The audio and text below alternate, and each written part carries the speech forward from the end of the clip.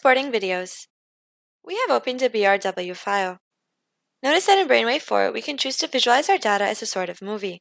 By clicking play under the controls, we can see the data over time. Additionally, we have the option to export this visualization as a video file. We can also select different channels to display on the raw traces viewer, and customize the chart X and Y axes to best view our data.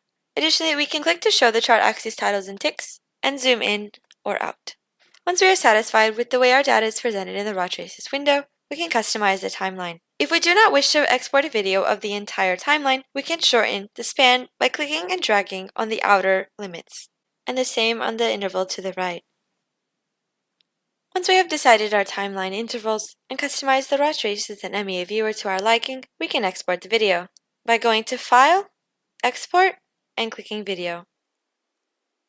Here we have the same settings that were previously available in the regular basic workspace. For example, under the controls, we can stop and play the video. We can select the resolution of our video, the frame rate, and also the speed by slowing it down or speeding it up.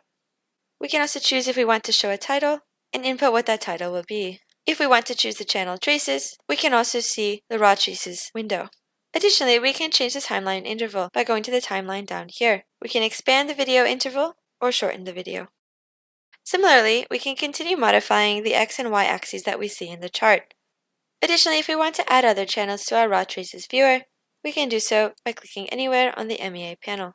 For further customization of the MEA display, you can go to the MEA settings, and here we have the other options available. In addition, we have the advanced settings where you can change the displayed value settings, the color map, the layout, and the appearance. Once we have chosen all of our parameters, we can export our video by going to Export and clicking it. Here you can select where to save your file. Once you have selected the correct folder, type your file name, click Save.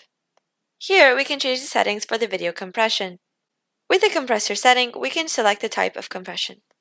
The types of codecs you see here will depend on the types of codecs installed on your computer. We're going to select Microsoft Video 1. Underneath, we have the option of changing the compression quality. To reduce the file size, opt for a smaller compression. We can also change the keyframe and data rate. Click OK to export the video. Now we can open our video. Go to the source location